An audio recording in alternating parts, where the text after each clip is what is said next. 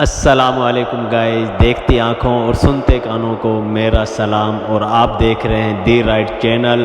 اور آج اقوال ذریع پیش کرنے والے ہیں حضرت علی رضی اللہ عنہ نے فرمایا، جو آدمی غفلت میں رہتا ہے وہ جہالت میں پڑا رہتا ہے، اور جو جہالت میں پڑا رہتا ہے وہ بیکار رہتا ہے۔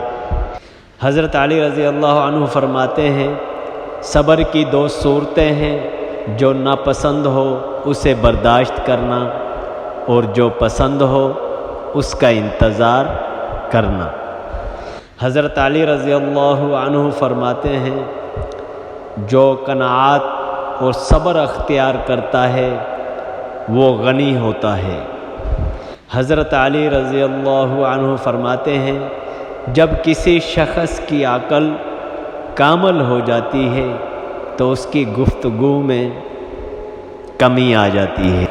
فرمان حضرت علی رضی اللہ عنہ، اپنے عیبوں پر نظر رکھ اور اپنے بھائی کے عیب چھپا تاکہ تو بے پردہ نہ ہو جائے۔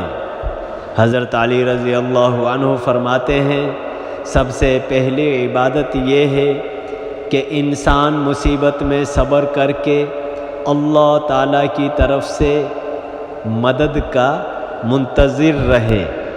حضرت علی رضی اللہ عنہ فرماتے ہیں، جب تمہارے دل میں کسی کے لیے نفرت پیدا ہونے لگے تو فوراً اس کی اچھائیوں کو یاد کرنے لگو۔ حضرت علی رضی اللہ عنہ فرماتے ہیں، عقل مند وہ ہے جو اپنی زبان کو غیبت سے بچائے، اور مومن وہ جس کا دل شک سے پاک ہو۔